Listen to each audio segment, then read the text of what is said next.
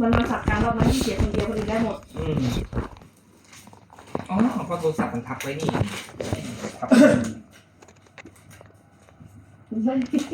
ตรงแรกเป็น20อีกคนกลับคืนนะไอ้20คน ชนกันนี่เกิดไพ่ด้วยนะไว้ไม่เอาลากเงินลากกันชนกันจะลากปากก่อนนะครับ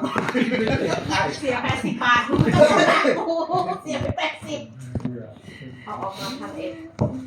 เนี่ยเอาออกมาพารวมเนี่ยรวมอีปลาเหลือ920 บาทค่าอะไรเธอใช้ พี่ชีรีบหน่อยแล้ว วัดมา ไม่ต้องใจร้อนเจ้าเจ้าวางให้มันรู้เองเจ้าไปรู้หวยเจ้ารู้หวยเจ้ามาลุ้นให้เจ้าถ้าเจ้าไม่ฟ้องเน็กจะลุ้นให้เน็ก